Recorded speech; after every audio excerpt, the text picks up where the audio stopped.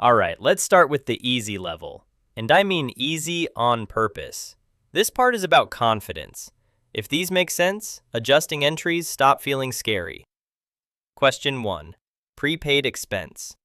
A company paid $12,000 for insurance on January 1st. By year end, $9,000 relates to future periods. The question asks, prepare the adjusting entry. Let's slow this down. First, ask yourself one simple question. What part of the payment actually belongs to this year? We paid $12,000 total, but $9,000 is for the future. So only $3,000 belongs to this year. That $3,000 is insurance expense. Now think in accounting terms. Insurance was originally recorded as an asset, prepaid insurance, but now part of that asset has been used. So we do two things. We increase expense and we decrease the prepaid asset. The adjusting entry is debit insurance expense for $3,000, credit prepaid insurance for $3,000. And here's the exam tip you must remember. Prepaid expenses always move from asset to expense over time. Question 2. Accrued revenue. Now let's do accrued revenue. A company earned $5,000 in service revenue by December 31st, but has not yet billed the customer. This sentence is doing all the work. Earned, but not billed. That means the revenue exists, but the cash does not. So what do we record? We record what we earned. Revenue goes up, and because we haven't been paid yet, we create an asset. That asset is accounts receivable. The adjusting entry is debit accounts receivable for $5,000, credit service revenue for $5,000. Here's the mindset shift. Revenue is recorded when earned, not when cash is received. If you remember that, accrual questions become easy. Question 3. Depreciation. Now depreciation, and this one scares students for no reason, equipment costs $40,000. Useful life is 10 years. No salvage value. First step, annual depreciation. 40,000 divided by 10 years equals $4,000 per year. That 4,000 is the expense for this year. Now think about the entry. Depreciation is an expense, so we debit expense, but we do not credit the equipment account. Instead, we credit a contra asset called accumulated depreciation. The adjusting entry is debit depreciation expense for $4,000. Credit accumulated depreciation for $4,000. And here's the key exam reminder. Depreciation reduces book value, not cash. Easy level lock-in rule.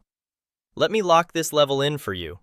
If you can correctly classify the situation, prepaid, accrued, or depreciation, the adjusting entry becomes automatic. You don't guess. You don't memorize. You just follow the logic. And if these felt comfortable, that's perfect, because now we're ready to move into medium-level adjusting entries next. Alright, now we move into the medium level. This is where students usually understand the topic, but lose points because they don't slow down. So we're going to do exactly that. Question 1. Accrued expense.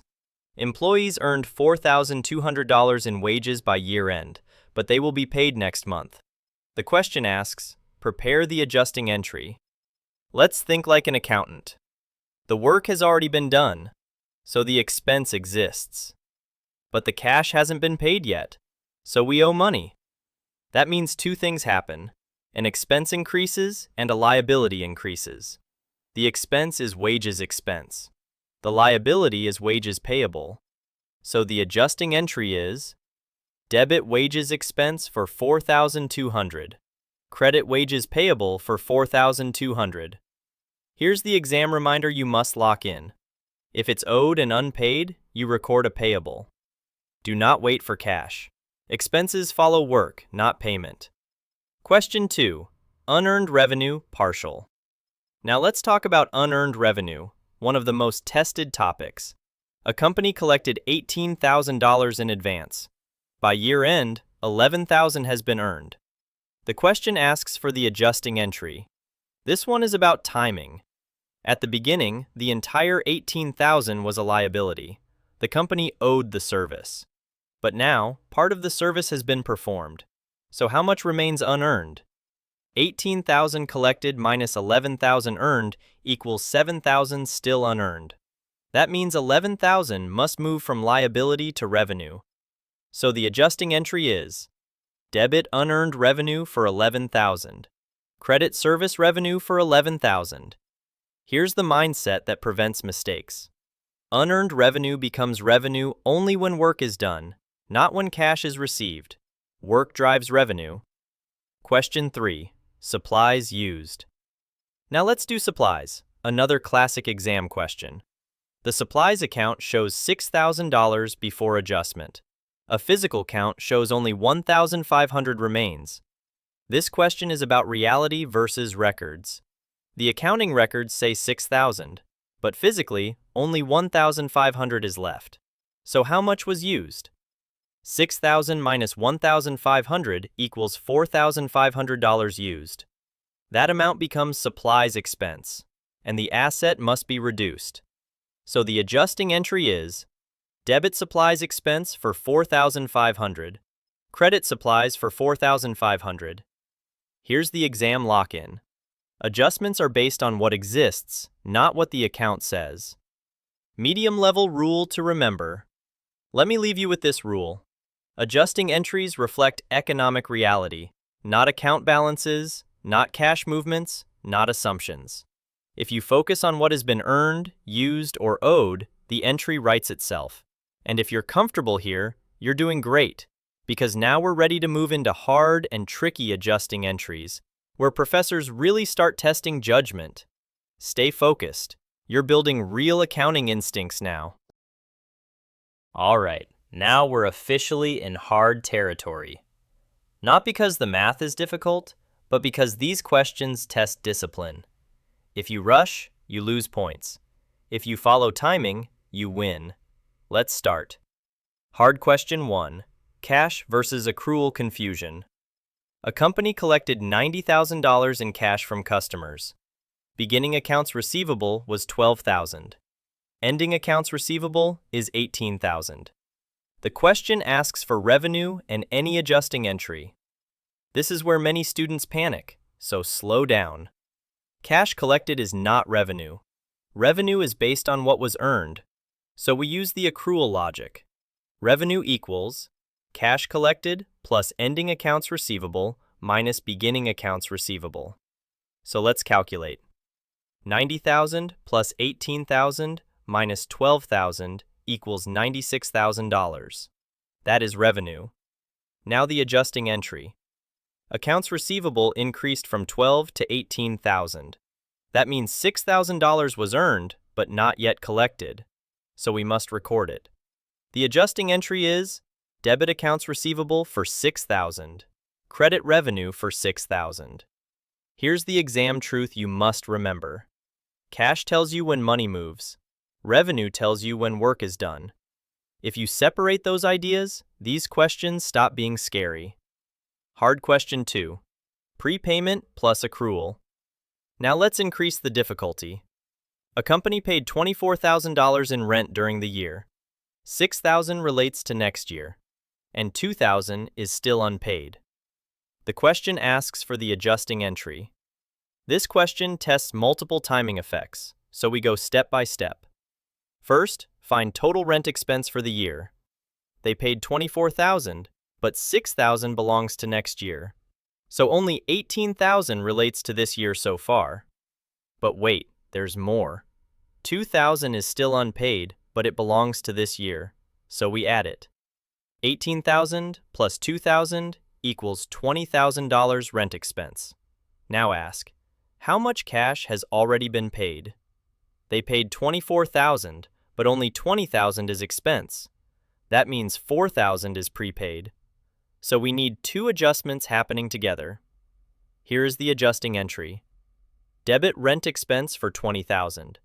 Credit prepaid rent for $4,000. Credit rent payable for $2,000. This is advanced, but logical. Here's the rule that makes this automatic. Expenses belong to periods, not to payments. All right, now we're at the trickiest level. And I want to say something important before we start. These questions are not about adding entries. They're about knowing when not to touch the books. Most students lose points here because they feel pressure to do something. But sometimes, the smartest move in accounting is doing nothing. Let's walk through this calmly. Tricky question 1. The dividends trap. A company declared and paid dividends of $8,000 during the year. The question asks for the adjusting entry. And here's where students freeze. There is no adjusting entry. Why? Because dividends are not an expense. They do not appear on the income statement. Dividends reduce retained earnings, which is equity. They are recorded when declared, not adjusted at year-end. So the correct answer is confidence, no entry. Let me lock this in for you. Dividends affect equity, not profit. If you adjust dividends, you just lost points. Tricky question 2. Capital versus expense. Next one. The company purchased land for cash during the year.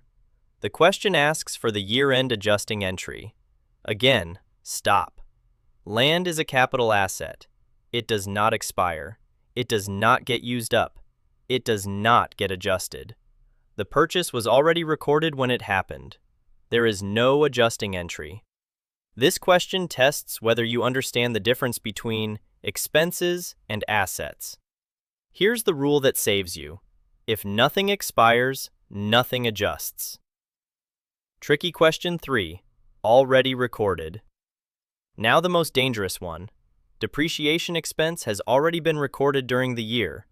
The question asks for the adjusting entry. And this is where overthinking kills grades. If depreciation has already been recorded, you do nothing. You do not record it again. You do not fix it. You do not duplicate it. Adjusting entries exist to record what is missing, not what already happened. So again, the correct answer is no adjusting entry. Final exam survival rule. Let me leave you with the most powerful rule on this topic. Not every question needs an entry. Adjusting entries exist to correct timing, not to show activity. If you pause, read carefully, and ask, "Is something missing?" you will beat these traps easily. And if you can confidently do nothing when nothing is required, you are thinking like a real accountant now.